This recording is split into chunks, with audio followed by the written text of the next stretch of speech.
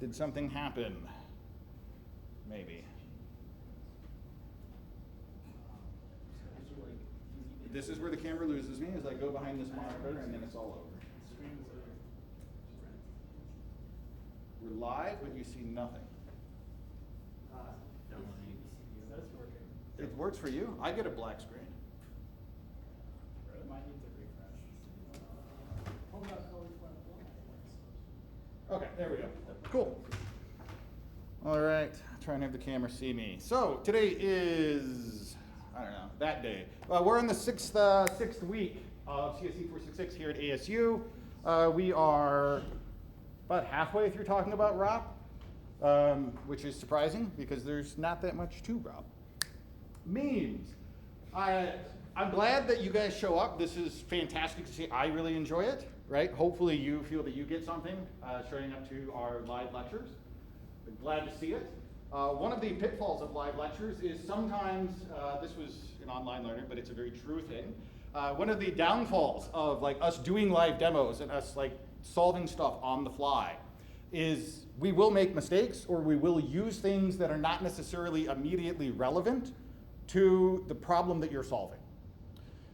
Prior to class, I had a lot of people ask me about some of the earlier challenges and like, what was the goal there? Because it turns out I could just escape to libc and like insta-hit all of these. You can certainly do that, right? I'm not mad if that's what you did, but I don't know that that's practicing the underlying skill of ROPing inside the initial binary. Again, that's an error on our part, like the demos are gonna be demos.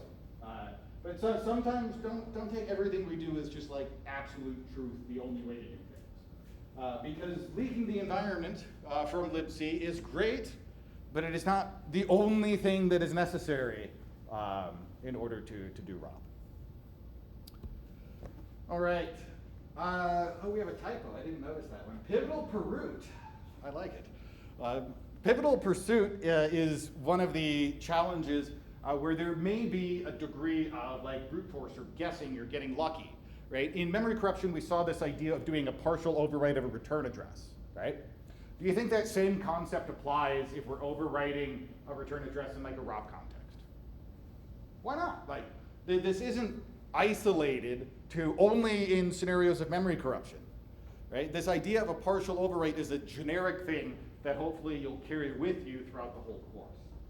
And so this type of brute force, partial overwrite, guess, get lucky, I understand how ASLR works, is something that you should keep in your mind because it'll be a reoccurring theme throughout the whole course, and it's definitely relevant in some of the ROP challenges. I believe Michael mentioned that one of the ways that you can like fail when ROPing is if your stack is not 16-byte aligned. Does anyone know what a 16-byte aligned stack means? Somebody says, I don't know, you just said a number. I just heard 128. I don't even know that's what you said. Anyone want to tell me? How do I know if an address is 16-byte aligned? The stack needs to have a 0 in the lowest neighborhood. Beautiful, that's how I think about it too, right? Hexadecimal numbers are hard. I want to do the least amount of math as I can while pulling this off.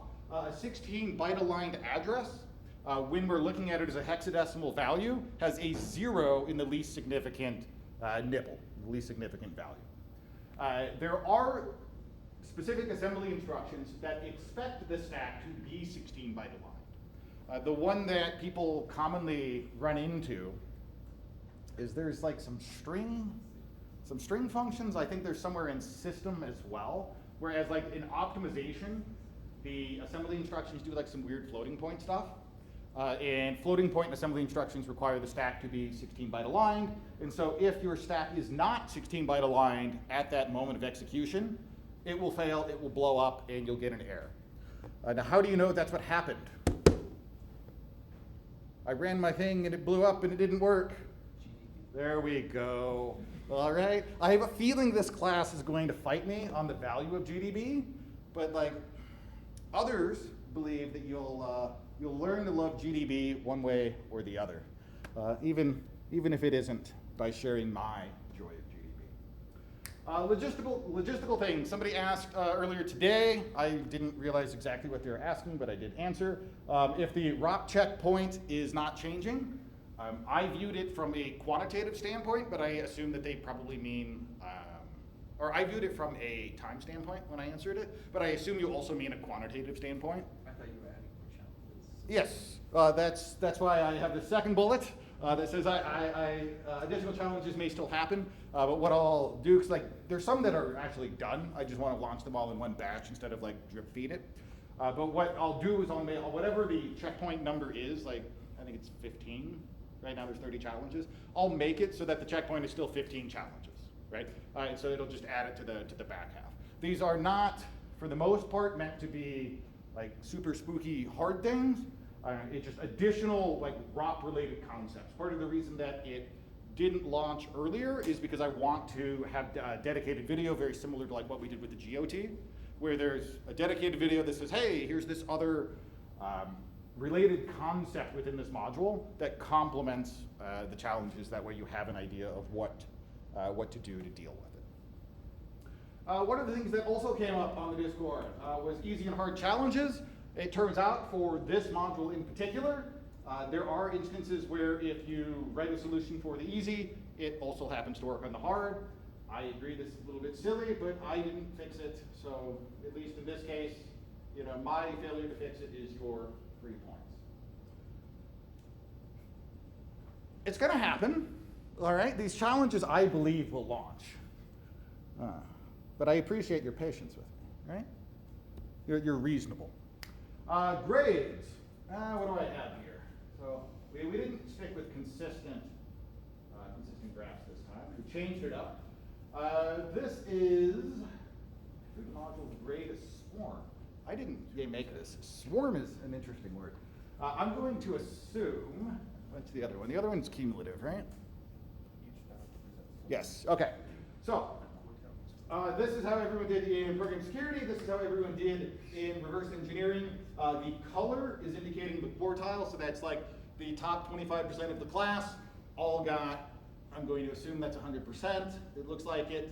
The top 50% here ended up with like an 85 in program security. They ended up with like an 82, 83 over here in reverse engineering. And so what we're seeing here is like, where is the bulk of the class? It's up around this 80% mark, and then we have a long tail, which is why when we say things like what is the average in the course, it's always important to like look at what is the distribution, so you have an idea of where is the core of the class here, where's the median mode? No, there's another one. Median would be the most middle grade. Yes, the median, the most occurring, yeah. And that's what I'm after. You had it right. 380. Yes, that's right. And so we see that like the median is certainly in the upper side, but we definitely have some extremes that are pulling down the average. If we look at cumulative, which should be this next slide here, this is just a running total of like where's the average grade. So the average grade was bam bam here. Average grade was bam bam here. And there's obviously a distribution on both sides of that there. Cool. That's all I got for early stuff. As far as what I want to demo today, people asked about stack pivoting. Oh, somebody did say it's the mode. Maybe we're all wrong. It's one of those stats things, right? It's where's the bulk of the population. That's why I don't do math. Computers do. Stack pivoting was something that was asked. One thing I'd like to throw in here, just because Michael didn't mention it, was the Pwntools ROP module, so we can see how that works. Somebody asked about GDB. I think they specifically asked for GDB scripting. I don't know who that was. They said they're here. But if that person is, yeah, that's fine. I don't know who anyone is, right? So it's all a fun game. You don't have to reveal yourself. But if we have time, which I think we will, we can throw GDB at some stuff. Is there anything else anyone would like to see aside from these bullets right here? Cool. So, if we go, where are we? We are ROPing. I snuck in this demo here called Take It or Leave It, which I think is a great pun. Not everyone enjoys all of my puns, but once in a while they're good. And we will SSH to the dojo. Again, if you missed the declaration last week, you do need to SSH to dojo.pwn.college. You cannot SSH to just dojo. Or I'm sorry, just pwn.college. I'm sorry? It's an interesting sound there. So we'll take a quick look at our source code here. This is very similar to some of the earlier ones. What we have going on is we have some free gadgets, right? Some of the earlier challenges have free gadgets as well, because the point of this demo is not necessarily to spend a whole lot of time filtering through ROP gadget content. And so I'm just giving us some free gadgets in this binary because it's not the point of the demo. Our meat and potatoes is not particularly complicated either. We have a main function that says welcome to whatever. It says calling challenge. It calls challenge. It says, hey, we're inside the challenge. It prints out where this buffer is located. And then we get to read into it. Anyone see the obvious vulnerability? Somebody brought it up. Like, is everything a buffer overflow? I'm like, no. But right now, that's all we're going to do because it's much easier. We're reading more than we're storing. We are reading more than we're storing. This number is bigger than that number, right? Ooh.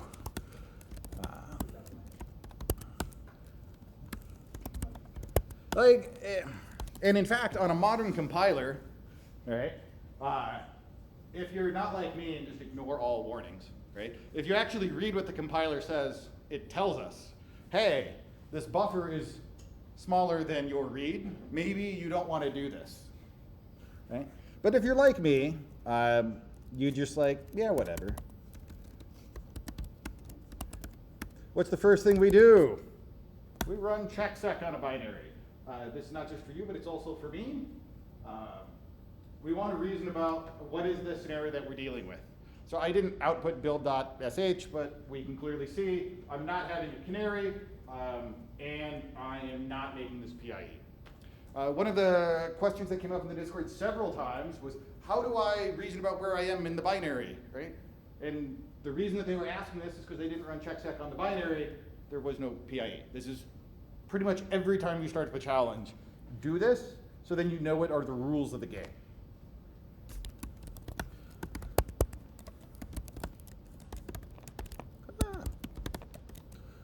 So let's start working on this. Let's make sure there is no do.py.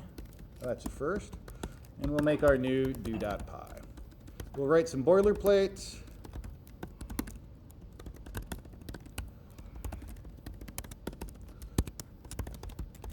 Okay. If I run this thing, it does this, it does this. I want to ROP. Hopefully at this point you've started on the challenges. How do I get started on this? What do I want to find? Give me first steps. Distance to rip. Okay, distance to rip. How am I doing that? We'll break on reading it. You want to do math. We can do math. The computer does the math. It can. So we will gdb debug a.out, we'll p interactive.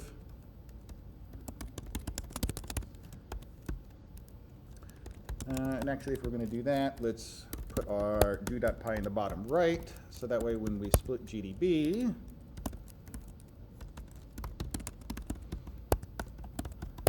we have space. All right, here I am.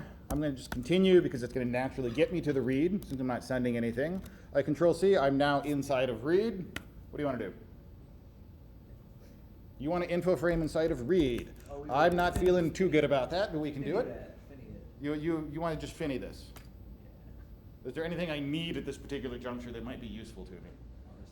Okay, somebody says RSI, because RSI is the second argument to read, and RSI is the pointer to the buffer where the bytes go, right? Yes, we've said this a few times, but repetition is everyone's best friend. So I have that now in $1. I don't care, we'll give it something. Now I want to info frame. This was my value here. We're going to subtract the 2. I'm interested in the location of saved RIP, right? Because this is what we know so far. And I want to find the distance from the beginning of the buffer to this thing right here. I get hex 48. We're all on the same page? That gets me to saved RIP. Let's update our code here. We're going to have some type of payload, which right now is going to be, A times hex 48. And then what do I need after this if I want to ROP? What goes here? Gadgets. How do I find gadgets? Like we saw them in my code, like I put them there, but how do I find out the memory addresses for them? What did Michael show you? Well, Robert. You showed you Ropper? All right. So let's see, let's learn together. That works. Does it just want a bin? Maybe? What is it? Dash dash? File? Okay. So here's all of my gadgets. I'm probably interested in some that were purposely placed there that are useful. So I see that I have nice, convenient pop gadgets, and I also have nice, convenient syscall ret gadgets. So I imagine I want to do something like, I want to grab this, I want to, if we do something like what Michael did, we're going to define some constant. What is this? What did I copy? I don't know. This is hard. For 112D is a pop RBP, right? And this is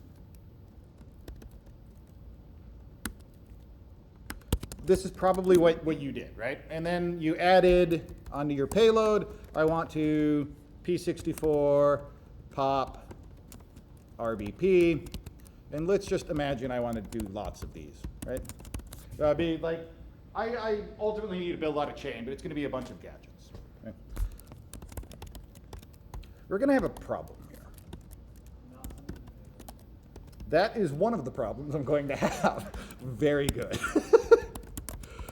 So we'll send our payload.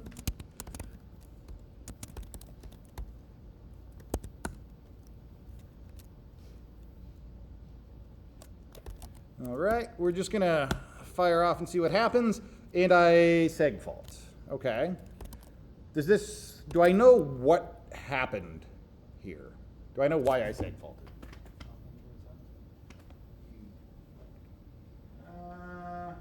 Did you read to 0? I don't know what I did, but it's not immediately intuitive, right? Of like, what is my broken state? It isn't to me. If you see it, that's cool, but like, I don't know. So how can we reason about what happened? I can still use GDB, but I have to be a little bit smarter about it.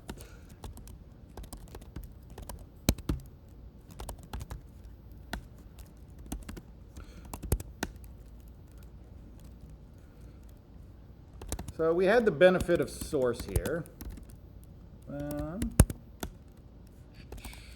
There is a challenge function, and that is where my buffer overflow is. So what I'm interested in is what's going on right around here at the end, right? This is where the ROPing actually occurs, is at the ret.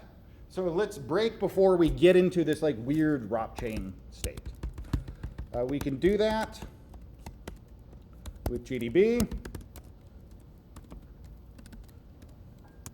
going to break at challenge plus, I'm going to break at challenge plus 63 for reasons we'll see in a bit.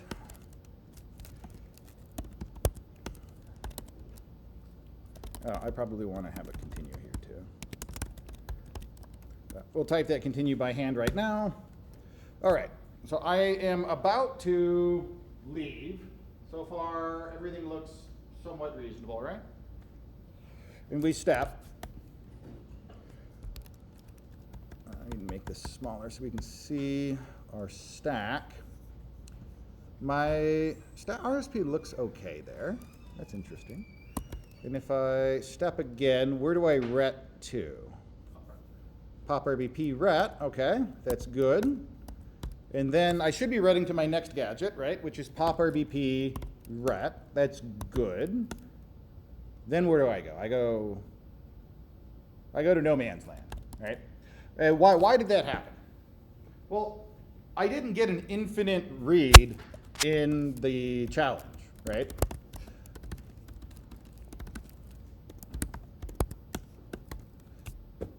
We said it was hex 48, which I can't math. What is that, 64 plus 8, 72? So it says 72 bytes to the saved RBP. I only get a small number of gadgets after I get there. Is that enough gadgets for me to do everything I need? Maybe, right? If you want to sit there and golf with gadgets, like it might be possible in this challenge, I don't know.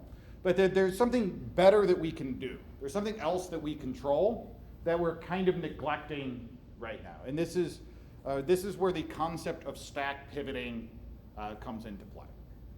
I need to get RSP, because how does ROP work? I ret, which is popping a value off of the stack. I go do that thing, I call ret, I pop the next thing off of the stack. How does the CPU know where to pop gadgets off of? Stack pointer. Do we get to influence the stack pointer at all in this challenge?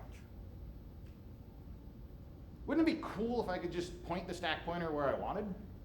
That'd be super cool, right? In like a perfect world, I would have this gadget that is essentially like move RSP some register I control, and then ret. Right? That'd be the perfect gadget, because after that, there's just RSP is where I want. Do we have anything like that in a program? Now, this is where like your understanding of calling conventions and why the pun of this challenge's name is so great. You guys just don't appreciate it yet. What is leave? It swaps RBP and RSP. Is that what it does? It puts the thing in the thing to the other thing. It pops RBP. It's the same thing. It does something with RBP, RSP. I don't know, man. RSP. We just step through it because ret's what matters. Yeah.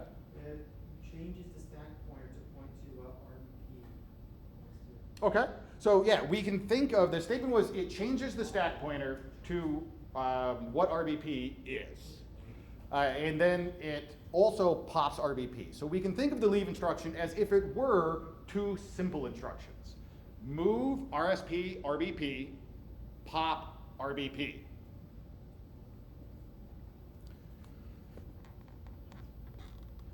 So let's see if we can get. Do we control RBP here?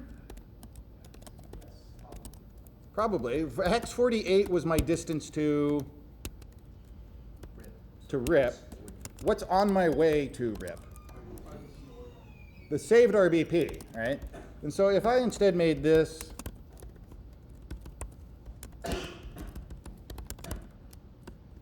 plus b times 8,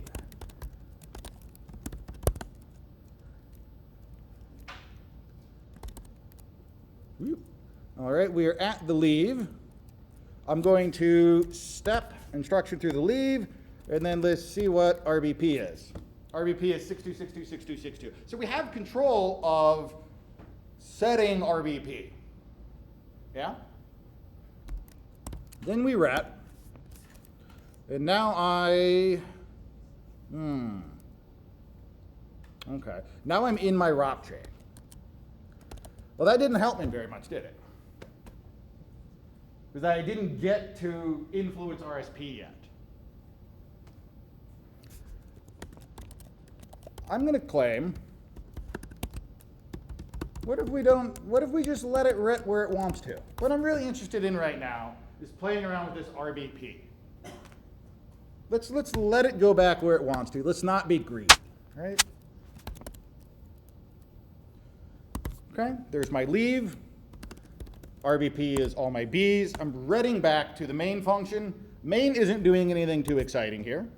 It's going to apparently set a return value. It's going to call leave. I get sig bus. You probably encountered this one before, and you're just like, sig bus, man. So sig bus happens when you start messing up RBP, RSP, and stuff doesn't work. Because what does leave do?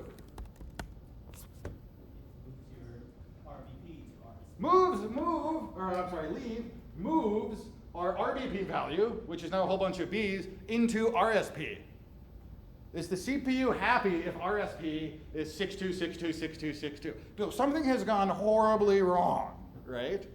And this is why we get that sig bus on leave. But what did we just prove here?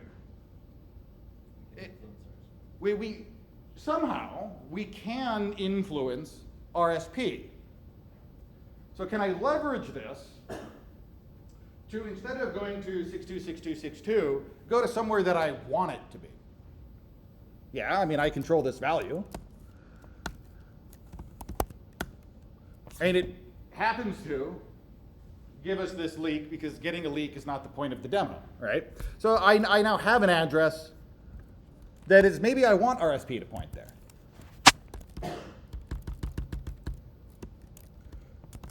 Does anyone remember the invocation to snag this value from the challenge?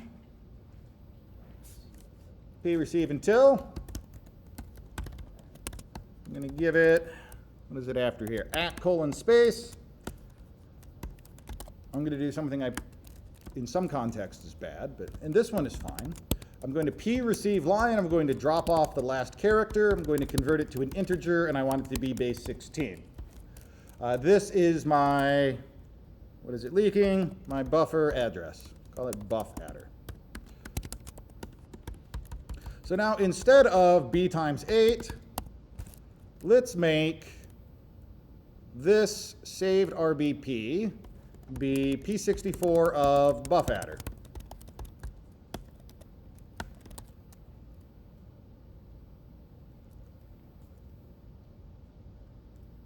Oh, I ran A dot out. It helps if you run the exploit you want. All right, we're at the first leave. Cool, we'll verify. That looks like a valid address. We step again. We get our next leave. All right, I didn't sig bus. And what is RSP? RSP is that value that I set. And if I look up here, RSP points to all of my A's at the beginning of that buffer. And then what's the next thing that main is going to do? It's going to ret. What does ret do? Right, it's going to pop the value off of this as if it were a gadget. And so in this scenario here,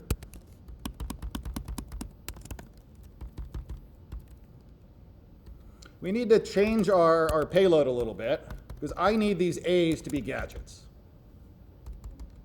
Can I do that? Let's do one of these. I want one of them.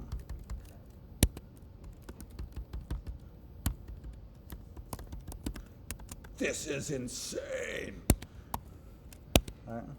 If you're going to say it, man, just say it. So payload is going to equal payload ljust. I'm going to pad it with A's. And we said we wanted this to be hex 40, because I'm targeting. Did I lose my?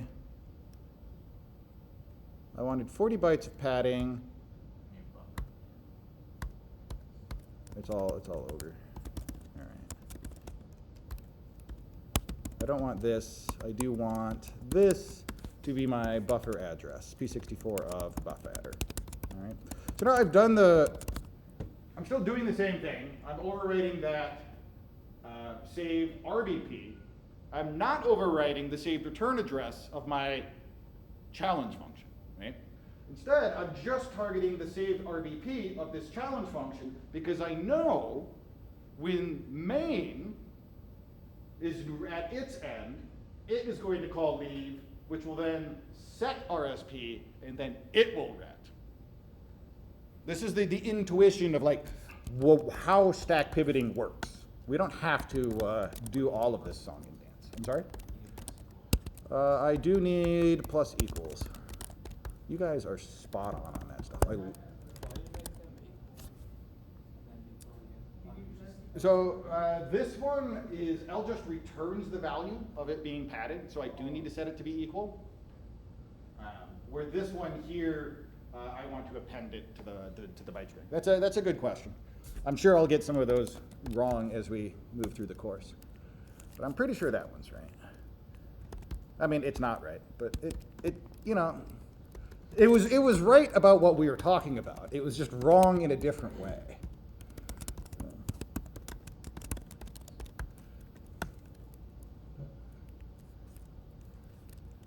Okay, this is inside challenge. That now sets the RBP. We ret, we step, we leave again. RSP is this, and if I examine the instruction that is at RSP, what happened? We were so close. What was my buff address?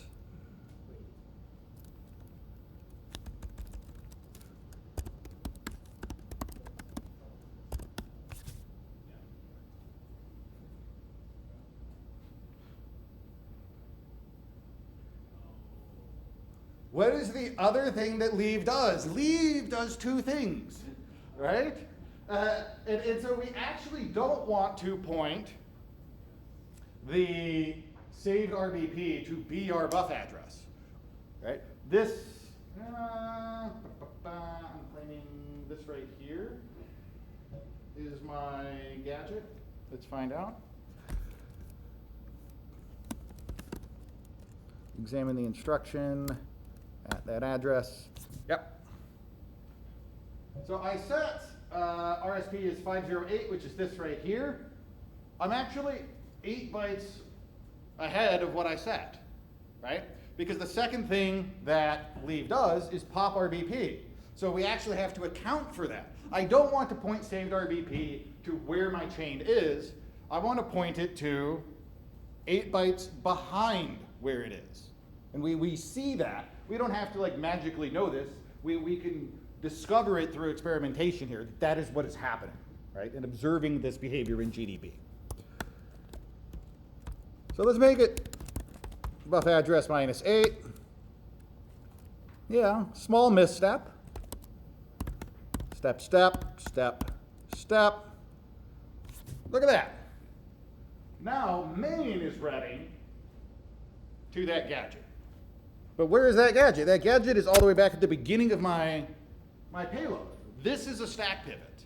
It's changing RSP to point somewhere else in memory that you have more control over than the default kind of state of affairs. Does that make sense as far as like how we got there? Like I recognize it's a little bit of magic, but I feel that seeing the call frames happen makes it a little bit easier to digest.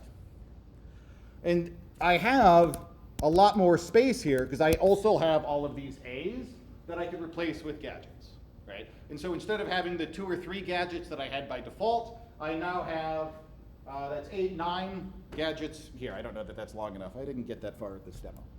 We'll find out. So that is how we can stack pivot. But if we were to reduce this down, what is the key nugget of the stack pivot? Do I need to have a function call me and then make sure I'm in this like special setup? What made the pivoting occur? Changing RBP and leaving RIP alone. Okay, so changing RBP, right, which is what I did, and then I redded. But what was the thing that set RSP in this interaction? It was leave again, right? So I'm abusing leave twice. Would you agree with that statement? I'm abusing the leave that is first naturally at the epilogue of this function, and then I need a second leave to execute. That is what gets RSP set. You agree? Right? This is the first one that's just naturally there. This is going to happen regardless. But the one that really makes the magic happen is this second leave. right? I haven't executed the second leave yet. RSP, that's a perfectly normal stack value. Because my magic guy is still hanging out here in, let's examine like 20 or 10 giant hex at RBP. My RBP is pointing a little bit behind my payload. Right? So we haven't set RSP until this second leave occurs. Can I force this second leave to occur without relying on main? Yeah. What is a ROP gadget? A ROP gadget is any instruction followed by a ret. What happens to be like right before every ret? Leave. So it turns out this is like a super abundant gadget that you'll find everywhere, in every binary, is leave ret. Now, one of the things that Michael showed was there is this magic elf thing. And that contains information about symbols in the binary. There's another magic that we can use that Pwntools provides, which is ROP. We call ROP on one of these elf objects. I now have this object that Pwntools exposes that makes life a little bit easier. It allows us to search for gadgets. It allows us to find gadgets that influence specific registers. Pwntools will do some of that heavy lifting for us. This is not the end-all be-all. There's a lot of magic that this can do. A lot of the times that magic will fail.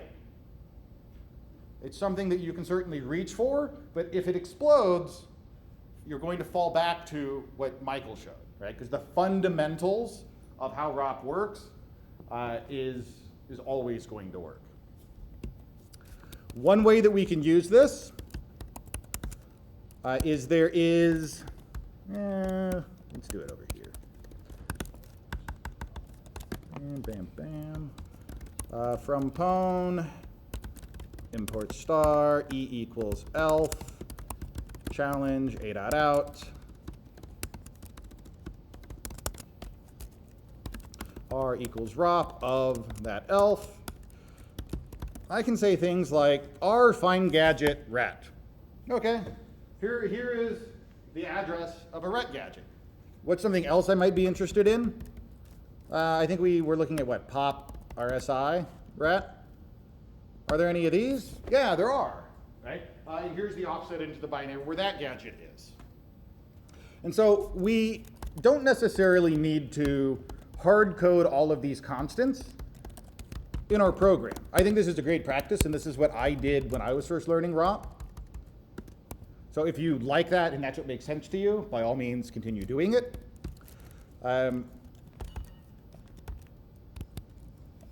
This ROP object also allows us to build our ROP chain kind of, dump, dynamically. So I can call ROP.raw, and if I give it an address, it's going to internally inside of this object build a ROP chain.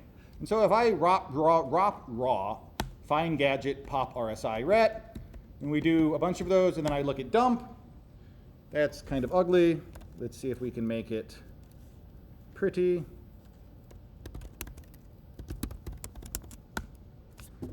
I now have like a nice pretty printout, very similar to what the easy challenges are doing, right? When they're like, oh, this is what your ROP chain is. Well, you can do that in your exploit code as you're developing it, right? So I'm saying what if I want some constant in here? I want leet. Well, instead of, I want r.raw, and I want p64 of hex 1337. If we print the dump out of that, cool. It just gave us the raw bytes for that. And so you can use this to construct your payload in a way that's a little bit more expressive than defining hard constants and then going from there. The other reason that this is useful, which is something that people have asked a lot, right now it's not immediately relevant, but if these binaries, most of these binaries for this module do not have PIE, which means I can know the hard-coded addresses, right? But if it is PIE, then what I want to do is I want to get a leak, and let's say that the ELF address, I get a leak, and the base address is hex, I don't know, dead beef with a bunch of zeros. Cool. Then I can rebuild R equals ROP E, maybe context arch. Now if I ROP raw find gadget, R dump,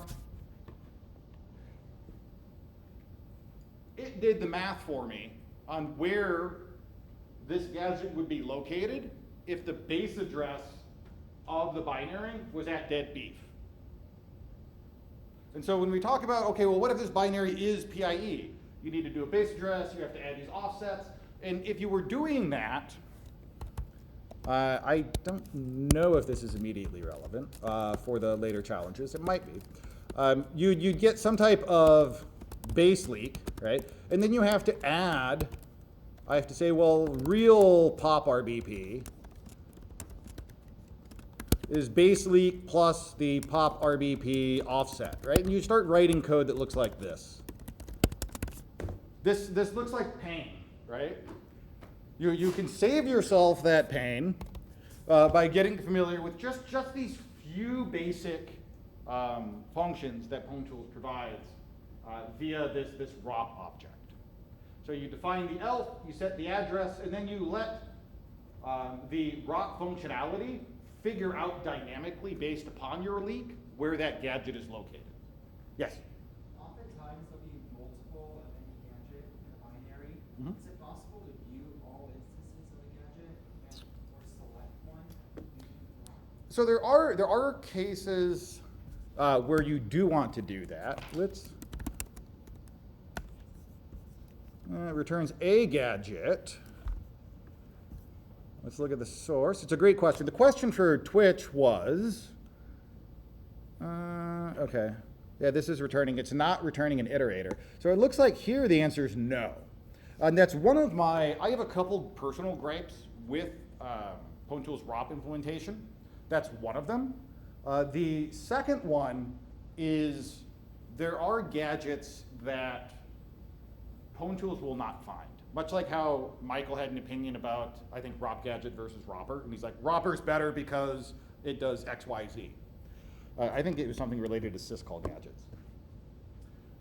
Most of the command line tools for finding gadgets, like ROP gadget, ROPR, RP++, they will find gadgets that are in between instructions. Does everyone know what I mean when I say an instruction in between an instruction? There's nodding, but this is actually like a crazy thing. If you know it, that's impressive. I expected the answer to be like, nah, man. What do you mean? The instruction in the instruction.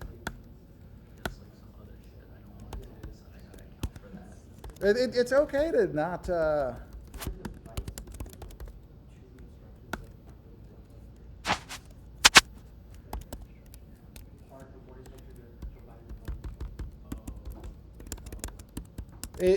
You're on the right track. So somebody says, is it like the instruction in between an instruction when I'm trying to do an instruction? And it's like, yeah, it's the bytes in between, right? Like that's what you said, right? Did I get it wrong? Kind of, yeah, I'm gonna paraphrase, right? I have to somehow make this a little bit engaging. If you get it perfectly right, it's no fun. Right here, I'm looking at this like leave ret. This is a bad example. Let's find the top of challenge. Okay, cool.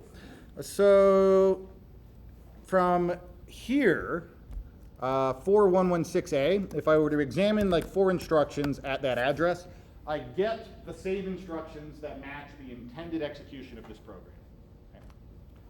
The instructions between the instructions are, if this is at offset 18, the next instruction is 4 bytes later, right? Because x86 64 instructions are variable length, and so we don't have this like guarantee that an instruction starts anywhere. It's kind of arbitrary. What happens if I start evaluating instructions 1 byte into that? Well, I get this. These instructions don't actually exist in like the core execution of the program. We just picked a different spot to start evaluating instructions. And everything is bytes. They mean whatever we say they mean. And so inside just this small snippet, n8 plus 3, I really have all of these instructions. Some are similar, some are slightly different, but we see that there are instructions hiding kind of in between, depending upon where we start interpreting, which is, I think, what the person actually said, to be clear.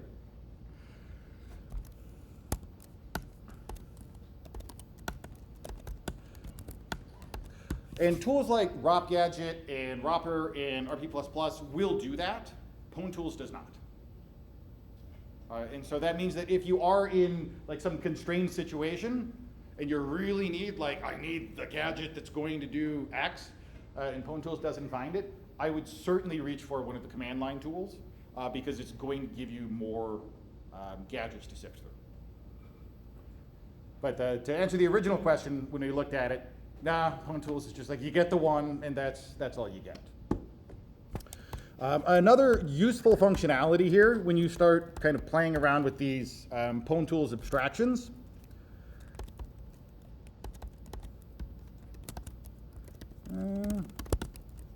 if I run strings on this, we'll see that there are some strings in here. I'm really just looking for any of the things that I print out.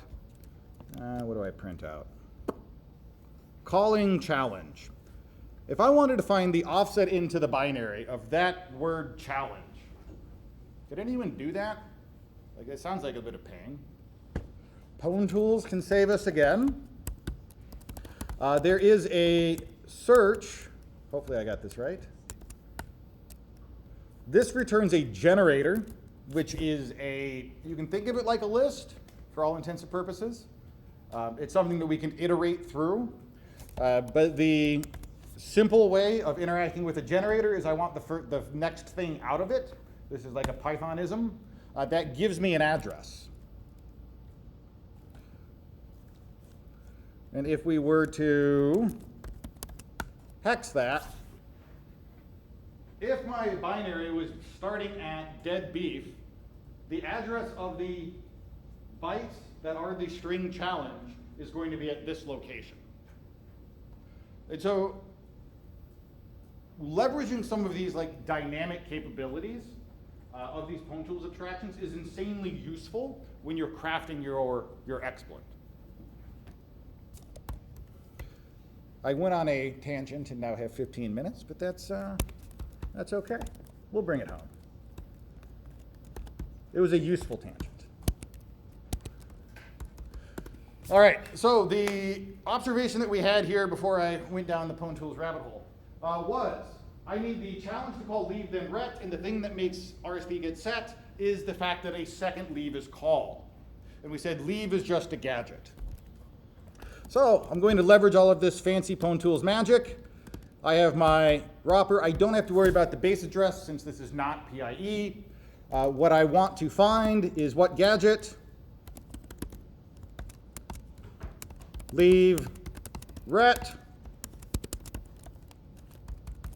Now when I want to get the bytes that are this payload, this is like the world's smallest ROP chain. What we call is R chain. That's going to give me the literal bytes that are this ROP chain that I'm building here from calling r.raw. An important gotcha here is all of this Pwntools magic only works if you do in fact set the architecture.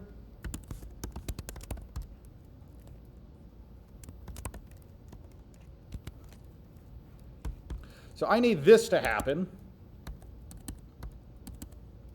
But I need this to happen inside of challenge. So right here, we're overwriting saved RBP. Over here, I'm overwriting saved RIP, which is what we originally thought we wanted to do when we were just like, hey, I want to just ROP. So I'm combining these two techniques together now. Instead of waiting for main to call leave ret, I can overwrite the saved return address and force it to call leave ret.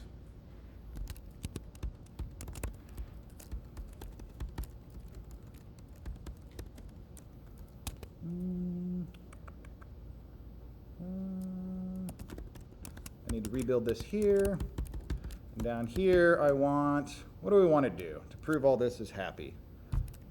Let's do R find a gadget. We'll do pop RSI ret, and then r.raw. Let's see if Pwntools likes this. Am I off of my parens? Maybe? No. So I actually have I'm using two different ROP objects here. My first one is building a ROP chain that is just pop RSI followed by a constant. That is going at the beginning of my payload. We can think of this similarly to like two-state shellcode. Right? And my other one is this guy right here, which just has leave ret. So now what should happen, if I'm doing this right, and probably not, is, yes? I'm confused why you're only sending one payload. It is one payload. But you're like appending to it after the fact. But like, it's not. Because after you make it r.chain, are you making it? I need the r.chain down here. Yeah. Yeah. You're good there. Something.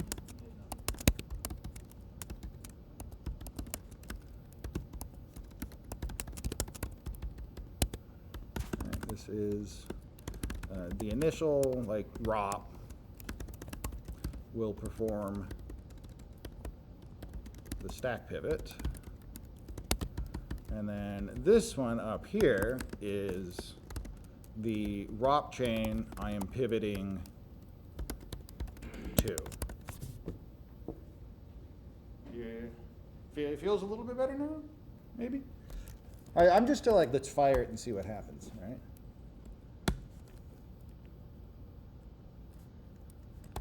All right, if all is well, we have this leave, which is our first leave that the challenge function is naturally doing. We're then going to ret into our leave ret, which is what performs our pivot. This leave should make RSP suddenly point to our pop gadget. And then I pop. I didn't write any more, but we should have RSI is hex 1337, right? So you can leverage this to have a ROP chain that is longer than the space that you naturally have available. And this is a very common problem to encounter when you're talking about ROP in a more realistic scenario. Stack pivoting happens pretty regularly in exploitation. Questions, comments, concerns? Can I go down? You want to see this? All right. This is the whole thing. It is worth noting, as my meme said, I put things on the screen. I am aware of students. I was a student. The tendency to, if there is code on the screen, I'm just going to like copy it. This has to be some magic that I need to solve a challenge. It's one of those like perennial problems we experience doing live demos. That's why I demo what I demo, and I don't demo your challenges. You can apply these concepts. You can definitely borrow snippets of this code to solve things. There are challenges that play with the concept of stack pivoting in that little pivoting section that cannot be solved by literally just doing this. You have to understand what is happening in the stack pivot to pull it off, which is why I spent the time stepping through this and kind of rambling for a bit. Good? Beautiful. That's all I had planned from a demo perspective. If you guys have something specific you want me to do, let me know. Otherwise, I'm going to ramble a little bit about GDB, but there's just never enough time. I'm going to have to do like a dedicated GDB time. Let's see what Twitch says. If main called another function after challenge in return, overriding the old buffer. Okay, so somebody brings up a good point about kind of where we started here. And this is true. Like, this was somewhat contrived in the demo. So if I just don't append this leave ret gadget here,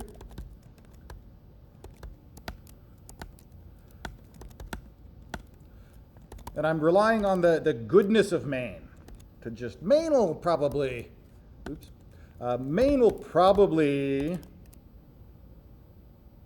call leave and ret. For the demo purpose, I am relying on the fact that there's challenge and then leave ret. Totally a true hit. You have no guarantee that whatever the caller function, in this case main, what if it was calling, I don't know, puts, printf, do some other work, right? It's going to do other stuff. That's a reasonable expectation for this program. You will explode.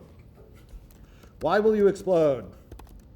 Well, RBP is in a weird state, right?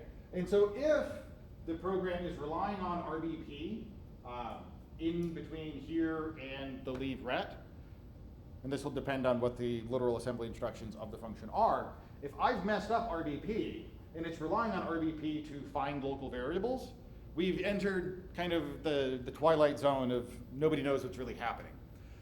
The best way to deal with that is to do what we showed at the end there, call leave ret yourself, do the stack pivot yourself, right?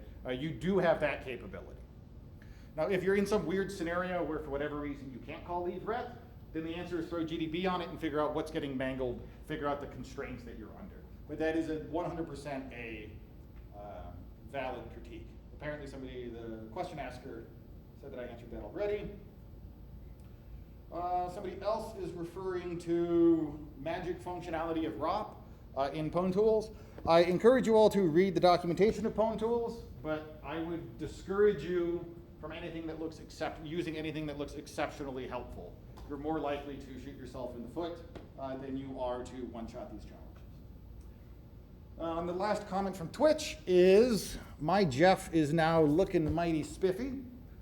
And that is because I have made the personal decision to switch from default Jeff. I'm trying out Bata Jeff, which is also on the dojo. But it's a slightly different output and enables some functions that are not in default Jeff.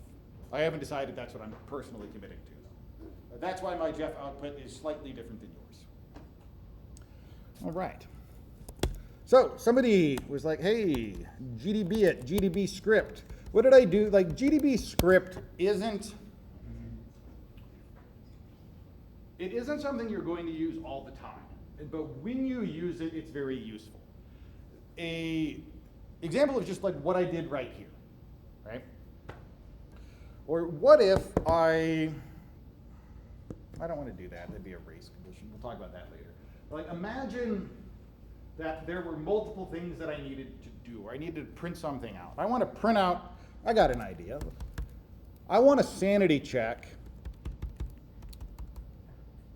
Like the way I always start GDB is I need to have a question. I need to have something that I need an English sentence. This is what I want.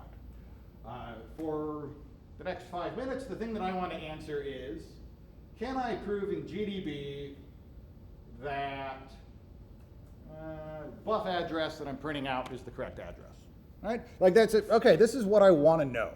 And that's kind of how GDB usage starts. So I'm going to print, just so I have this, so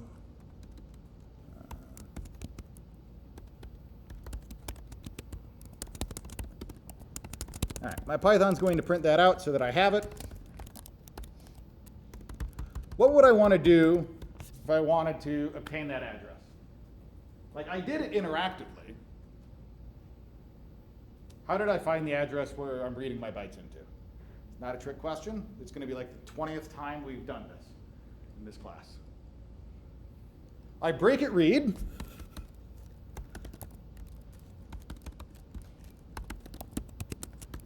And then the difference here is, since I'm scripting, I need to script the commands that occur at this breakpoint. Last week I didn't know what the thing was. I said end. I don't think that's right. What did I do once I'm at the call to read? I need to find, I printed RSI, right? So it's where we started the class. We've gone full circle, right? So I want to print RSI, except I want to store this as some variable, because maybe I need this later in my GDB script. So I'm going to call this like buff adder, and we're going to set that to RSI at this point, and then I want to continue. When I break down here later in execution, I want to printf, we'll say buff adder %x, and we'll give it buff adder. Now I know this end line is incorrect, so let's find out. What? Done. All right. This feels like it might work.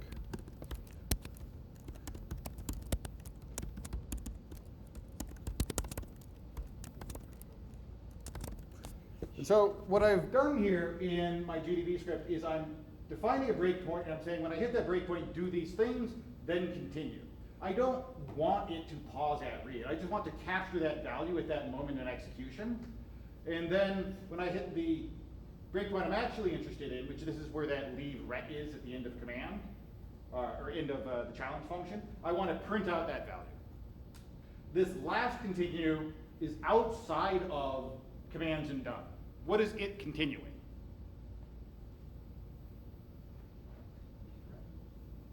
It's continuing that initial break that Pwntools is going to perform at _start. That's why this is here. So if I did this right, and I might not have, this will grab that value, break at leave ret, and then print out that value. Where'd we get to? We're at _start. It did not like that one bit.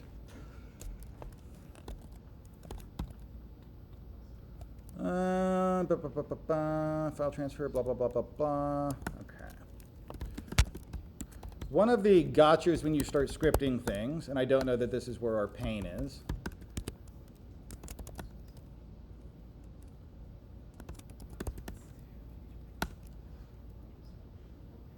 Okay. Commands done, commands done. Why doesn't it like this? Read exists.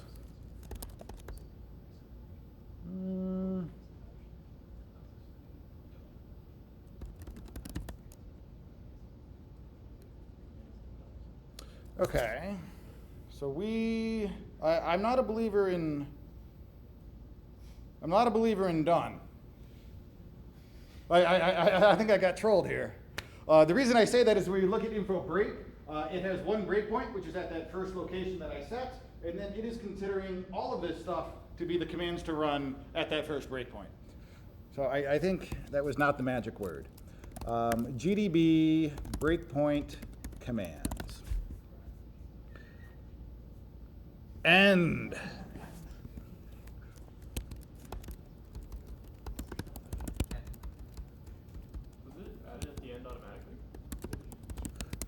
So GDB just was like, hey, you have all of this nonsense. We're going to assume that like your script is over, so hopefully this is the end of that scope, which is very nice of GDB.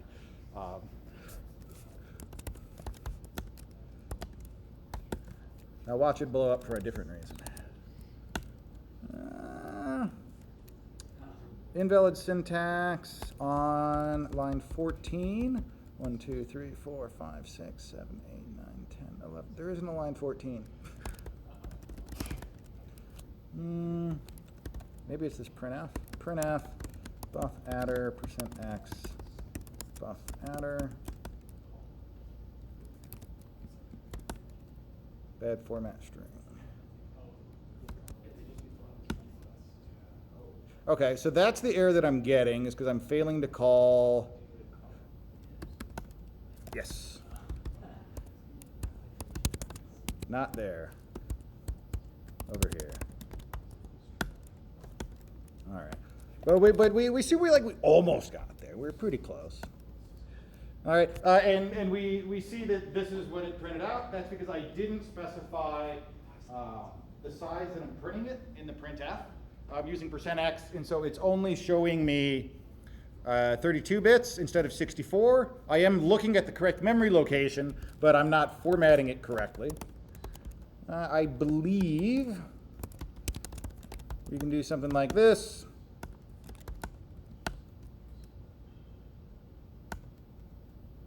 And now I got this to print out, but we got this fugly, right?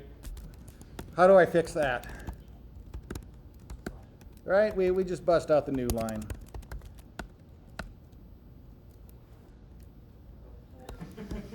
Go! The new line felt really good. This is, it's got to be one of those format string double escape. There we go.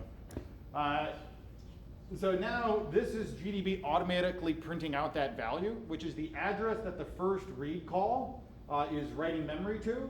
And then hopefully up here, I should be printing it out. And I can compare these and see that these are the same value. I am more familiar with GDB script, which is why you see me do this. I believe Michael did something with the Python API of GDB, which back when I was learning how to automate GDB wasn't as powerful as it is now. So that is something worth looking at. It's just not something I'm as familiar with, because I like this type of syntax. But again, like using GDB is you have to have a question, and then you like delve to go answer it. Very rarely are you just like, oh, we're gonna just throw GDB on this, because it's like, okay, well, what are you looking at, right? A lot of times the question is, why did my code explode? Which is a perfectly good question to start with. And so then it just becomes a matter of figuring out what is the right point to break. For ROP, we can't just throw an int3. You saw me do this break here at the lead red at the end of challenge. That was the location I'm interested in, right? Was my question. I want to see this ROP chain go. We set the breakpoint at the point of interest and march forward from there. With that, I know I'm over time. I'll end the stream. If you have something else you want to ask, you're welcome to ask after. 3, 2, 1. Thank you for hanging out.